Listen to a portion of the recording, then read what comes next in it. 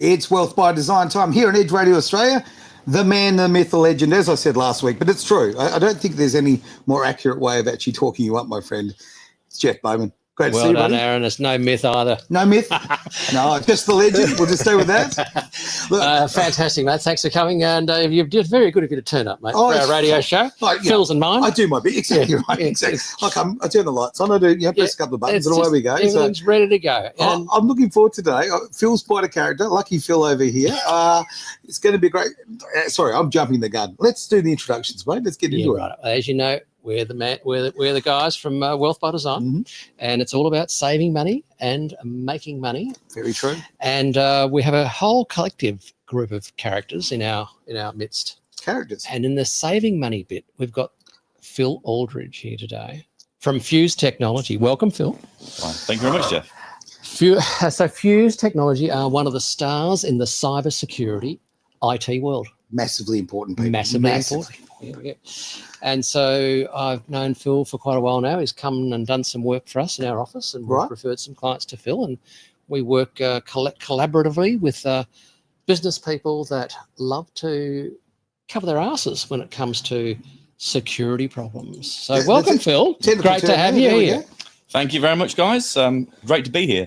I actually think I probably don't save people money. I just stop people losing money. Well, that is saving money. That's another way of looking at it. I think so. One way of looking at it, yes. Good spin. Yeah. I'm going to leap straight in on this because you're not aware of this, but a couple of hours ago, actually, during another show here at Edge, we were talking about, we actually got a scammer on the phone, right, who had sent a, quick, basically you've got to save your crypto, you've got to protect your crypto, get on board and call this number. So we got them on and just like, obviously we knew what was going on. So we gave them fake names and fake numbers and all sorts of stuff. And away we went.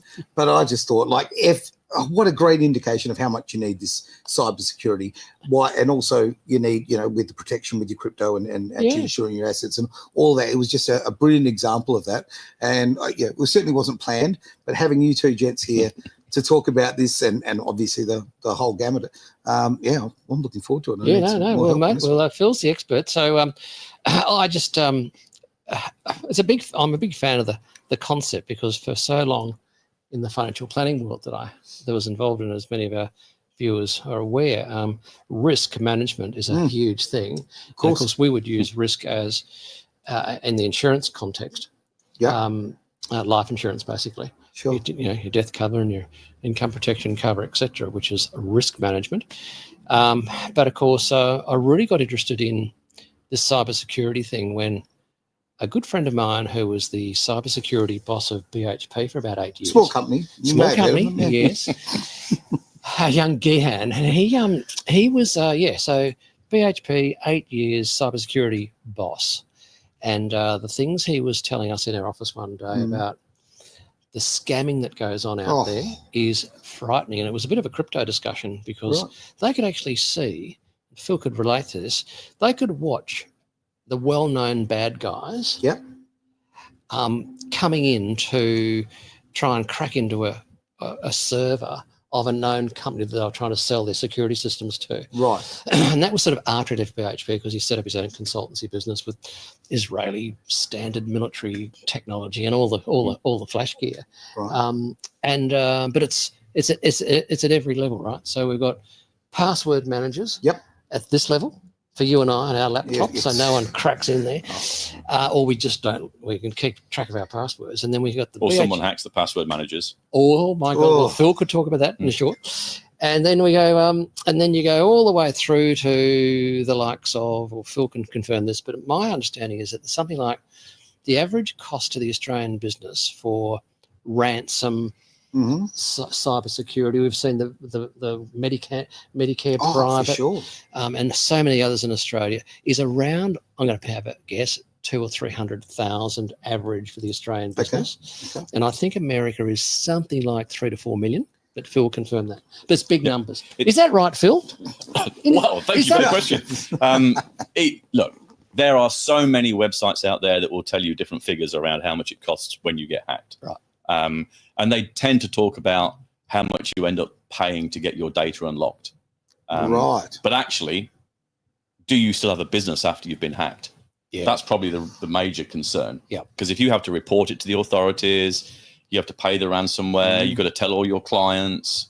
At the end of the day, if your business is 80% with one client and that client goes, the damage. You don't have a business. That's right. You're out of business. Yeah. So generally in Australia, I think they say $30,000 to $40,000 for a small business if they get hacked. And that's probably because the businesses here probably are a lot more solopreneurs, small size business, micro businesses. There's not so many, or not as many, 50, 100, 200 seat firms as there would be in some other major countries. I can imagine. Yeah. Right. Okay. And a bigger operation in America, no doubt, where it's a bigger cost band of fines and damage and cost. Yes, I would imagine. Phil, your point actually is something that I want to sort of investigate a little bit further. We talk about the ransom. Okay, you know what? Losing $40,000 hurts a lot, right? Okay, but losing your integrity, losing your reputation, okay, and the old story of goodwill in a business and all of that kind of thing. I invert the commas a little bit when I said goodwill, but that was so much part and inherently what a business was about. Now, if you lose that, you're right, you've lost your business, right? So the financial loss of that not small amount, 40, but that 40,000 could literally become a small amount in the grand scheme of things. Yeah, if you've lost your business, your livelihood, you can't afford to pay the mortgage, whatever it might be, it's a lot more than the 40 grand that you might lose for a ransomware attack. Agreed. Ransomware is an interesting one. You don't have to worry about getting a ransomware attack if you have really good backups, for an example. You don't care if your data's locked up. Okay. You just get rid of them and you do a restore. Sure. And you don't actually have to pay the ransomware. You still have to report it technically, I think. But that's a specific example. These days, though, there's a lot less of that happening than there used to be. There's a lot more now where the threat actors get into your systems, steal your data, and get out without you knowing. Right. And that data then just ends up on the dark web. Okay. And the first you know about it is where one of your clients calls and goes, why someone just sent me my copy of my driving license that I gave to you 2 years ago? Whoa. And you go, and you investigate. And if you can find out, you do realize that you've been hacked. And all this data is on the dark web because that's where the money is for these guys. Selling sort of false IDs.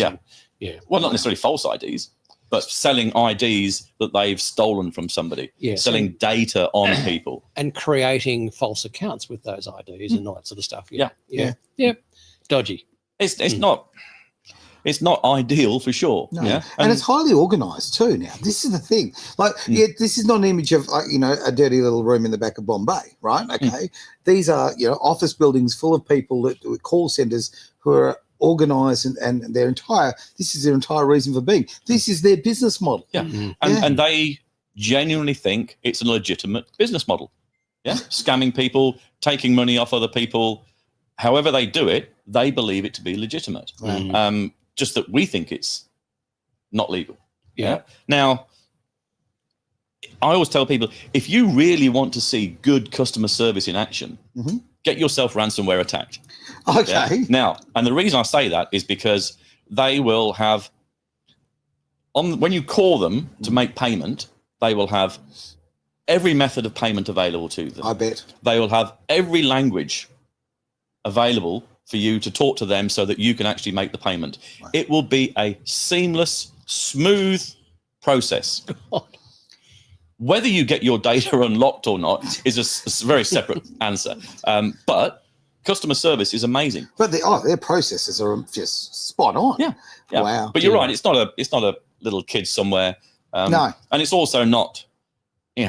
Most likely, it's not a state actor. It's not Russia or somebody like that hacking a small business here. Yeah. I hear peers of mine talking to their customers saying, someone tried to hack you as a state level threat actor.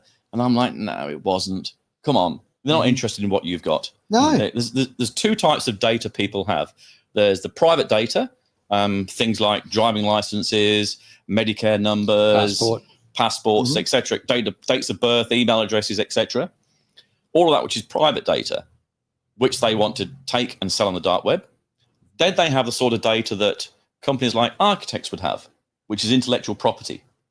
That's valuable to the company. Of course. So that's what they're more likely to lock up and ransomware attack to stop the business from being able to operate. Yes. Okay. So that's the two kind of distinctions, really. Yeah. Okay. Got a question just popped in there. And thank you, Lisa, for this question.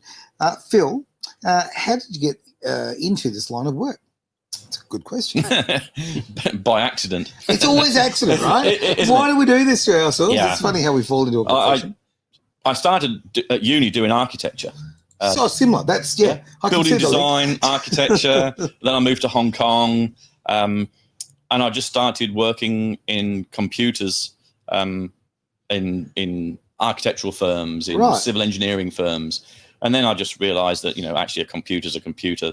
The only difference is the software that people are using on the computer. Sure. So I ended up starting up my own business with another guy.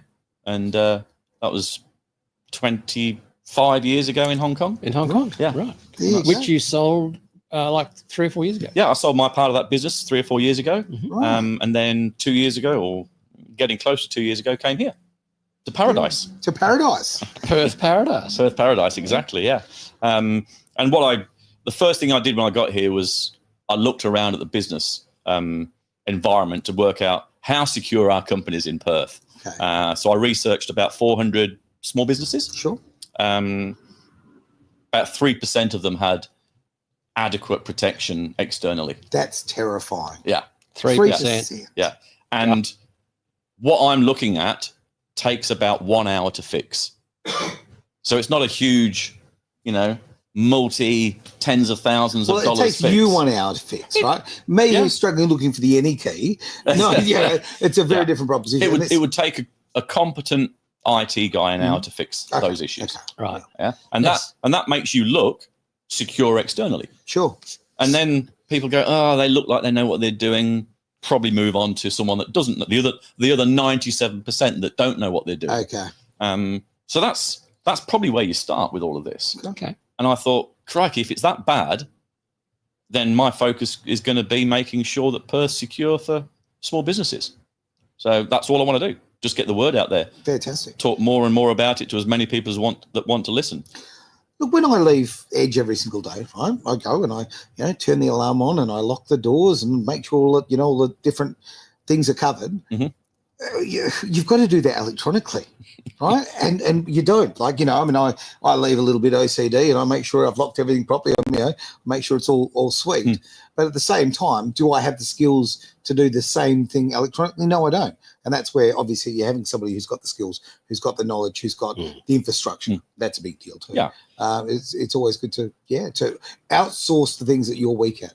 Yeah, absolutely. And I think you make a good point about locking the doors and windows and stuff in the office, because there's I'll get it wrong now, but it's a criminological theory from like the 70s in the US, I think, called broken windows theory, I think it's called. Right. And the idea is around if you walk down a row of houses and there's one house that's got broken window, the grass is not kept very well, the picket white fence is broken, that's the one that someone's going to throw another brick through. Yes. Not the pristine ones either side of it. Okay. And what wasn't the government, but the state in the US did is they fixed up all the broken houses and reduced crime in that area. Is that right? Yeah. Is that right? Okay. So there's a book about it called Broken Windows, Broken Business. It's quite an interesting book. Can't remember who wrote it. Probably should. Maybe they need to do that in Fremantle at the moment, because it feels like you go down Freo, and I love Freo, but it feels like every third business is closed now, right? I mean, through all sorts of, the last 3 years of economic management, I'll just say that. But Put it in there. Yeah, you've just got to have a little dig every time you can. But I mean, you're right though, because guess what? Those buildings, the ones that are sort of run down and left like that, the people who are vagrants and so forth hanging, that's where they're hanging out. Yeah. Right. Okay. They're attracted to it. Mm. So if you clean up that problem, you close that door, so to speak, you don't have that other issue. Well, if you go to Disneyland, there's hundreds of shop fronts in Disneyland, but only a few of them are actual shops. The rest just look like they're shops. Okay. Yeah. It's kind of a fake image. And you can do the same in the CBD. Make businesses look like it's real. Yeah. Yeah. And you would improve the look of the city. Of course. And IT, cybersecurity is very much looking good, actually. You try and make the effort to look good, and it's not that hard. Yeah, sure. They will move on to people that don't look good, generally speaking. Unless there's something that somebody really wants to get into your business and really wants your data, and they're prepared to pay whatever it costs against the value of the data they're getting from you. Sure. If it's like that, they won't do it. If it's like that, they will do it. So it's a game for them. Interesting. A game for them. Yeah. That's an interesting way of putting it. Phil, I've got a question. There's entry points to being scammed by these scammers, right?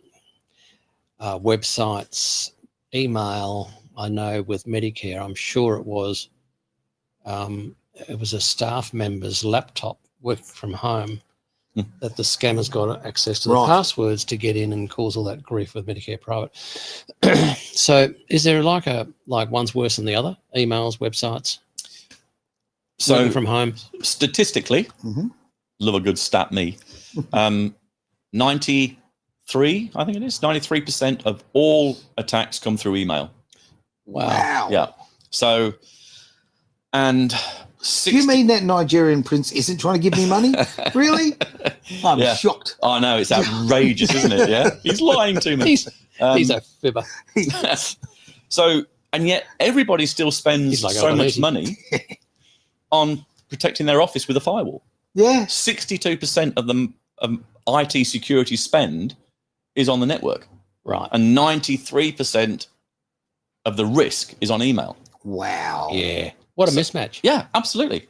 Well, that's kind of why I have a job, I suppose. Yeah. It works well so for don't you. fix it, everybody. That's right. This is Phil's secret. On that front, though, with so many people working from home, and there's so many philosophies about this, and apparently now it's sexist to want to be opposed to people working at home. Apparently that's an issue. All of the carry-on that goes with it. I find it, to me, the working from home thing is a real issue from the cybersecurity point of view. It really worries me. I know about a lot of people who work for government departments who are sitting at home on a laptop. Oh, that feels very vulnerable to me. Yes and no. Depends who owns the laptop. Okay. So, and it's pretty easy to do. If it's a company-owned laptop, you can install things from your cloud provider, your Microsoft, your Google, whoever you use, doesn't really matter. You can install stuff on the laptop to link that laptop to your company's accounts. Sure. Okay. So that only you can log in from that device to the systems. Okay. I'm not going home and logging on to my work stuff from my son's computer, for example. No. I have no idea what he's doing on that computer. Don't want to know what he's doing on that computer. Yeah. Best not to. We'll leave it there. But the point is, you don't know what's on that machine, and nobody else does. So if that machine's hacked and then you log on into your company email, and then you start accessing your company documents, they've got just straight access. Straight in. Yeah. Straight in. Another comment just coming in. I'd love to just bring this one up if I may. And this, Cristiano, I believe, 93% of all attacks come from the email. Wow, this is rich. It is. I mean, it's a great comment. I'm blown away by that. I didn't know it was that high. I had no idea. And I'm really glad we brought this up. I've just mentioned. If you think about it, you've got people sending you dodgy emails with dodgy links. Yep. Okay. You've got people who have hacked your email system who are sitting there on your email system, sending out emails pretending to be you and intercepting the replies. It happens. Yeah. You've got all these different ways that emails can be utilized, if you like. The email system can be utilized. And we are so... you send an email to someone these days, you almost expect an instant reply. It gets like that. Yeah. That is, 10 years ago, you'd get a reply in a few days. Yep. Now you end up calling someone. Did you get my email? An hour later. I did. Yeah. Well, you haven't replied. Well, I was busy. People expect instant gratification. They really do. And that's where the problem comes with email, because you get an email from your boss saying, please do this, or please click on here and authorize this payment, or whatever it is. And I normally say 5 o'clock on a Friday, but we all know that everybody stops work in Perth at 3 on a Friday. So let's say 3 o'clock on a Friday. And you're going, I'm going to miss my bus home. I need to, you quickly get it done. Yep. the scammers know about the urgency. Of course they do. That's what they really, really understand. Mm. They try and get you to do something when you're least prepared for what's going to happen. Yeah. And Because it's a huge risk. It really is. Yeah. Yeah. So the trick is to lock down the devices and then stop it. You can train people all you like. They'll still make mistakes. We're all human. That's right. So you then install software on the computers, and it's pretty cheap, that stops things from running.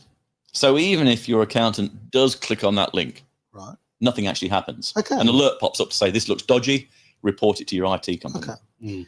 Right. I've got a question. Thank you I for thought that. you might. Thank you for that.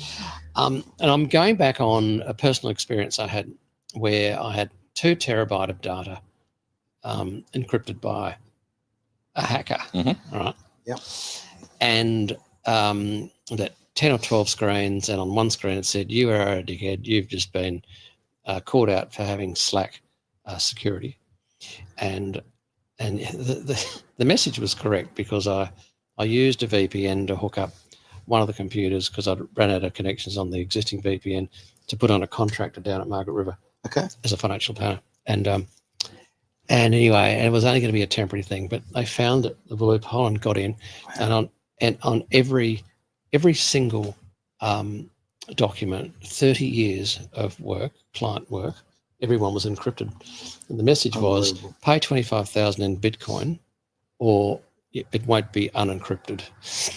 And what I did, I had a great IT guy. He said, "Look, this is what we do here. This is before I got hacked." He said, "We do an encrypted backup each night at 8 o'clock. Mm-hmm. And you can't encrypt an encrypted file." That was the advice then. Okay. And so that when I called the IT guy in, all the staff are just wearing, I sent them off for coffee because they couldn't do any work. He said, "No worries, mate, we'll be up and going in about 2 hours." Right. And so all he did is unencrypt the encrypted backup file from 8 o'clock that night. Sure. And then bingo, we're up and going, and I could completely ignore the threat. And Brilliant. it was great. The question I've got for you though, is that still a trick that works, or could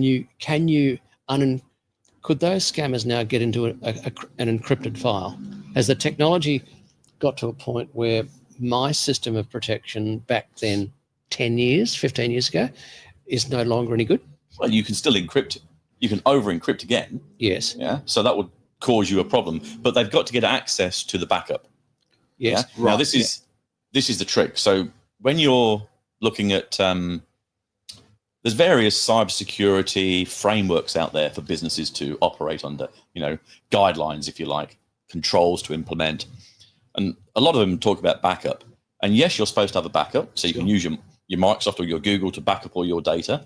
But you're supposed to have another backup somewhere else. Yep. And the trick here is to make sure that the password and username for that backup system is different Yes. to the admin username and password for your main system. Yes. Because if they get access to this and it's the same username and password, They've got access to the whole backup at the cloud, wherever and they it can is. encrypt all of that as well. Yeah.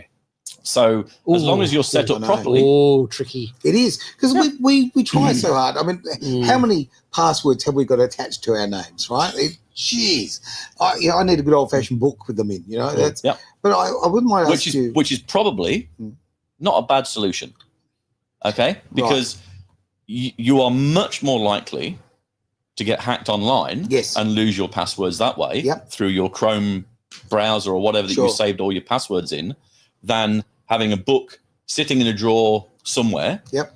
Because you're unlikely for someone to break in and know where that password book is. That's right. And steal that and go and do something with it. You're going to break in, go through all the normal locks. You've probably got a lock on the top of the filing cabinet, and away you go. Yep. Yeah. Sometimes old school's the way to go. I wanted to ask about cloud storage. Okay. I'm terrified of it. I hate it. Only because you're terrified? I'm terrified because I'm basically, when it comes to IT, I feel a bit, 1975, right? So I feel like I feel vulnerable. I guess that's what it comes down to. And there's so many things that are now so cloud-based. I mean, there's right now a particular software that we use for video editing and that sort of thing, which I used to have on my computer. And one day, it's not on my computer anymore. They took it off, and now it's still subscription. But now I have to access the cloud to actually use the software. Now, that frustrates the hell out of me, because if you get a bad internet connection, it stops me from being able to work. But the other thing that worries me is, okay, my information is now there up in La La Land. So you're now reliant on the security of the cloud provider that you're using. And that's the same with any cloud solution out there at the moment. You are reliant on them. Now, companies like Microsoft are probably one of the world's biggest spenders of money on security on the planet. You can guarantee that their systems are secure. However, you have to make your particular instance secure.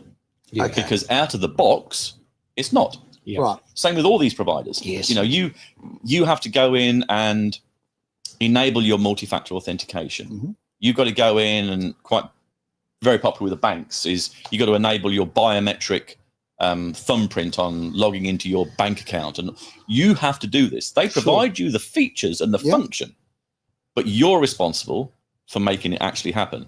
And everybody just goes, I'm on Microsoft, I'm on Google, you know, I'm with this company, we're secure. And I go, no, you're not. Has anybody made it secure? Has your IT provider told you they have made it secure?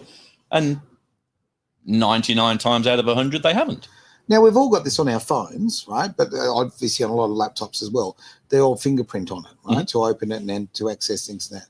I mean, is that a genuinely increased way of getting safety? Yes, except how many fingers you got? Well, yeah. So if the biometrics of that finger gets hacked and is leaked, that means you've got one finger less to use. Same with eyes. You know, there's only a certain number that you can use, and then you run out of options. Well, so the biometrics are great, but we'll gradually see more and more of you losing your biometric thumbprints, as it were. It's going to get to the point that the shoes come off and I'll have to go through the toes. Another comment coming in here. That'd be fun in the bank. Just a little bit. Thanks again, Christiana. I really appreciate these fantastic comments. So you're advising the old password saving method, like writing these down, passwords in a book? I don't discount it as an idea. You know, I certainly worry about sort of elderly people, for example. Look, I'm right here, mate. Okay, over 40. I was looking directly at you. Trying not to look at Jeff, actually. Look, they are going to struggle to remember the 230 passwords that the average person has, or whatever stupid number it is. So they're all going to start using simple passwords. The days when the companies required you to use complex passwords is gone. Right. Because they realize that all you do is take password 123 and you go, oh, I know, I'll make it password 124. But the way that the algorithms work to hack passwords is they know that that's what people do. That's what so they just try and use those sort of processes. Those progressions. Well, let's face it, there's a lot of psychology about it. And when you're coming up with your passwords, you know, how many questions about your first pet and this, all of that kind of carry. So I do think for a certain cohort of society, written down password books is a good idea.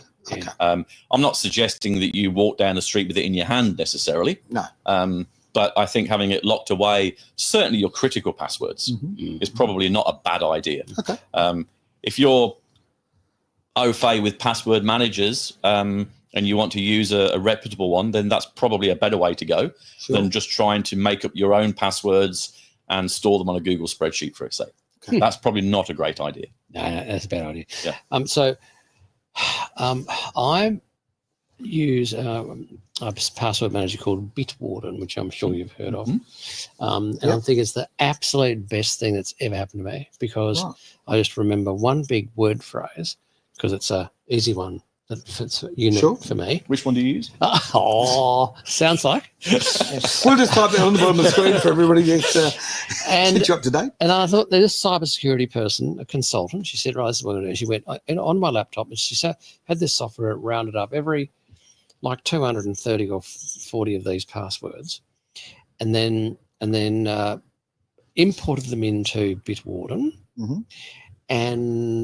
and it is the best thing that's ever happened to me. Is that right? Yeah, I love it because it's on my phone or on my laptop, and I never have to worry about all those other passwords. But also, you can choose your own password, which is like it'll take 126 years to unencrypt it, sort of thing, because it's this long and it's until quantum computing kicks in, and then it'll take 5 seconds. Oh yeah. Good on you, Phil. So much to look forward to. Yeah, it's killjoy.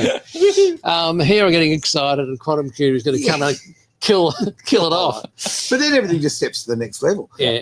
But on that front, I've actually used that same Bitwarden. Is it? Bitwarden? Yeah, Bitwarden. Yeah. Okay. But then again, my lack of IT skills, I had my ex-girlfriend set that up. I mean, that's unbelievably dangerous when you really think about Oh, that. yeah. Right? You've got to do this yourself. Rookie mistake. Oh, rookie mistake. I said, right. At least change your master password after you've separated from it. Yeah, probably a very good thing. Or for that matter, quite frankly, go and see someone like yourselves. Go and see Phil. Just get it done professionally. Much smarter move. So what's happened there with Jeff is he's installed Bitwarden, and then it's looked at his Chrome browser and his Edge browser and any other browser that he's using, and it's pulled all the saved usernames and passwords that are there. Yep. Put them straight into Bitwarden. Right. Hopefully deleted them from the Chrome browser and everything else. Yeah. Yes. And then I saw her do that. Your single point of truth then. Okay. Now, we all need to understand that most password managers have been hacked at least once in the past. Okay. So that needs to be said. There's no perfect solution here. But it's certainly a better solution than what most people do. Try and remember 30 passwords and make them all the same. So your login to your email is the same as your login to your bank. And that's just 101 crap. It's bad, isn't it? Absolutely. Yes. Yep. And then not installing multi-factor authentication. I've had clients who go, I refuse to have it, multi-factor authentication. Really? Yeah. It's going to be too hard for me. It's an extra step, I'm too busy to do it. I'm like, well, are you going to be too busy to try and save your company after it's been hacked? Wow. No. Yeah. So you've got to use everything that they give you. You've got to use to try and at least make yourself as secure as you can. If you're in business and you're the director of a company, you have a compliance, governance, duty of responsibility, whatever you want to call it, to make sure that your business is secure. Of course you do. Yeah. How many business owners know anything about cybersecurity? Not many. Not many at all. Yeah. So they need to make sure that it's being done properly. And I couldn't afford to do it. It's not an excuse you can use with the authorities these days. No, of course not. And the other thing is, cybersecurity insurance, right? Surely those premiums would be reduced if the insurance company knew you had a super secure system in your company. Is that a fair assumption? You'd think so. Okay. You'd think so. Yeah. So years ago, cyber insurance was very easy to get. And what was happening was they realized that they were paying out in claims about $1.10 for every $1 in premiums. Oh dear. Yeah.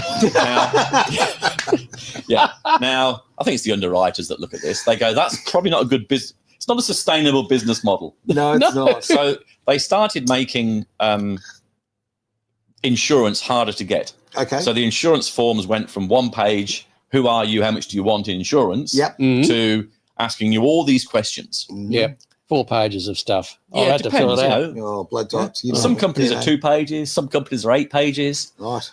And they ask you all these questions that no normal business owner should know the answers to.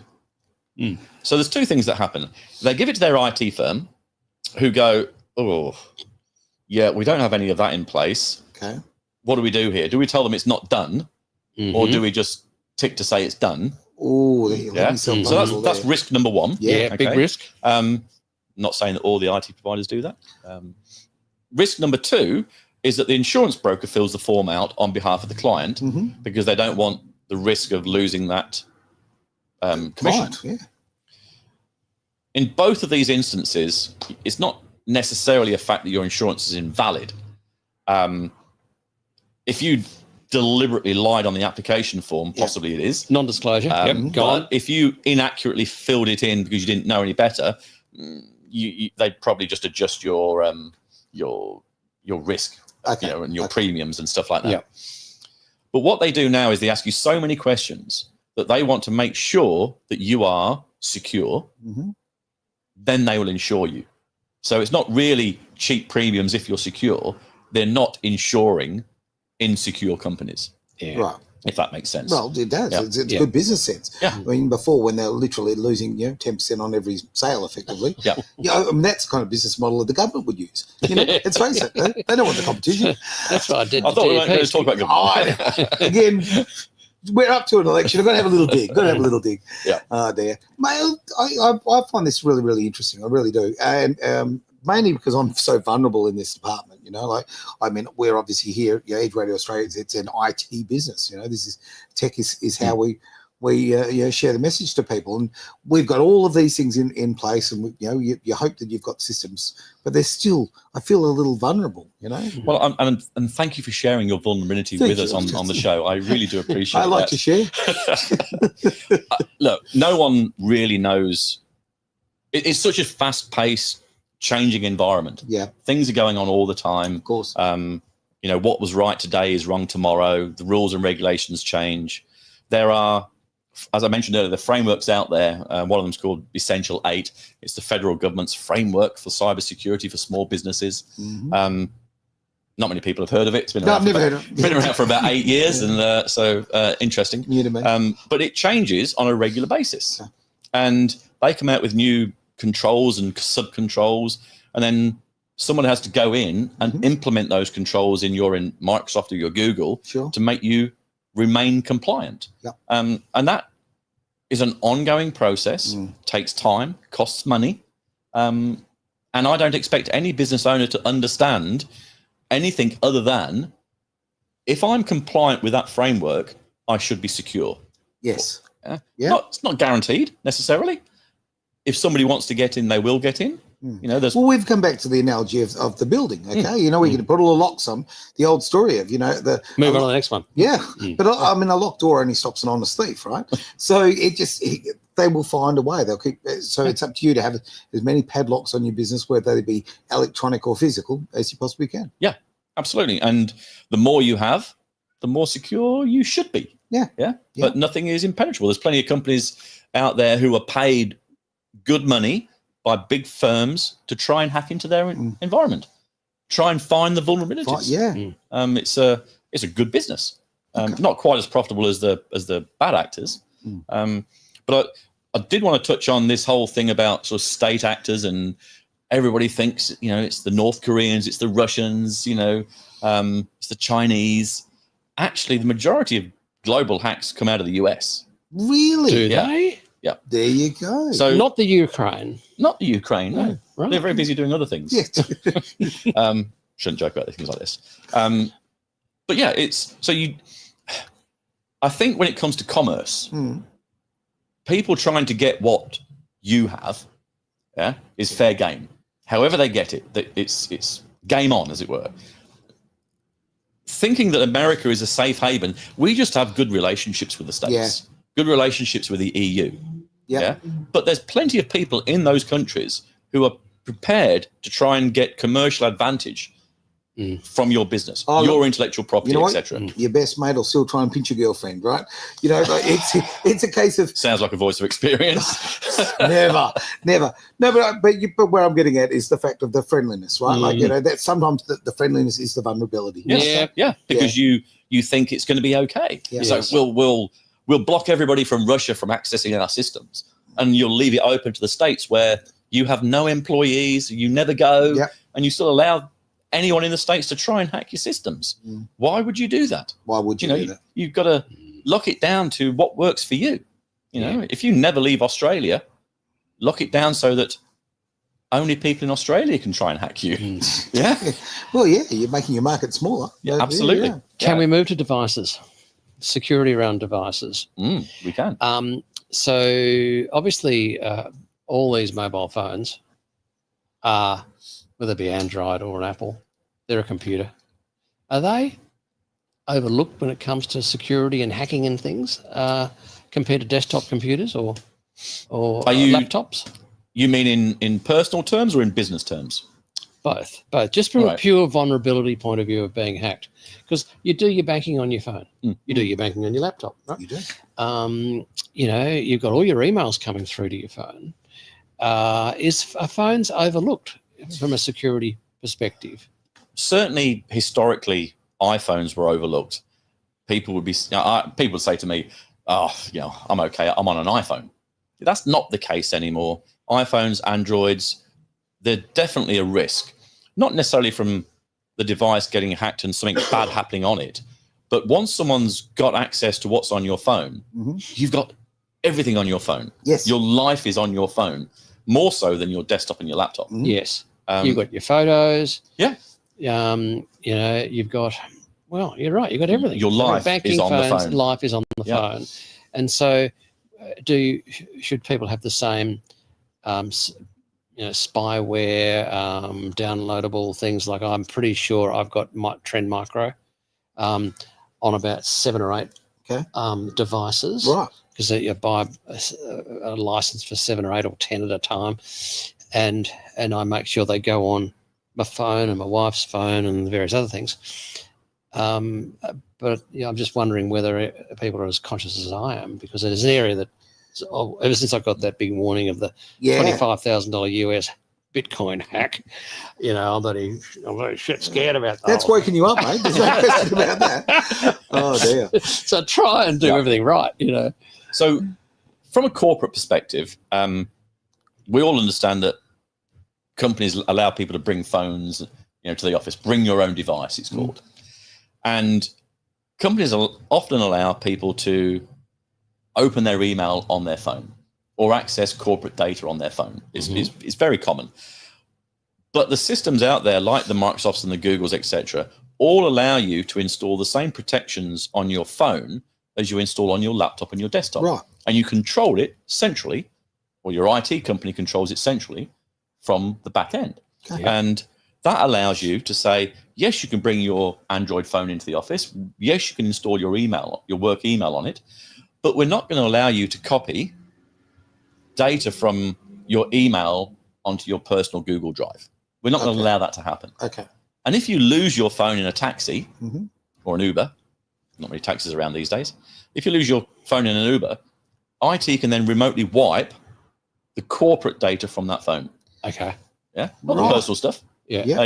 You can set it up yourself to do that, but the corporate data is probably, from a business perspective, is the most crucial. Just wipe it out. Yeah. Wipe it out. Didn't know you could do that. That's great. Yeah. Good tip. Yeah. So you have to protect the devices. The Essential 8 that I keep banging on about that no one knows about. There's 8 controls, hence the name Essential 8. The first 6 of those are related to devices and the protection of devices, because a bit like the country and the location, if you only allow people to log in from the authorized device, you eliminate every device on the planet that isn't authorized. It's such a simple thing. Yeah. It really is, right? A bit complicated to implement. Sure. Probably not something your average punter is going to be able to do. They need to get... That's why they need you. That's right. Yeah, me or an other reputable firm. Yes. Well, on that front, so, obviously we can get hold of you through Wealth by Design, which is brilliant. I mean, mate, the way that you link people together is just, it's amazing, right? I know. We're guns at it. Guns at it. Like, nothing wrong with Uber connectors. Look at the self-promotion 101. But you know what? Look at the class we were brought in today. Absolutely, mate. But it's so true. But if I wanted to get in contact with you, obviously I'll go through Jeff, but because we know each other. But for Joe Public, is there how do they find you, Phil? They just call Jeff. Surely everyone's got Jeff's phone number. Jeff knows everyone.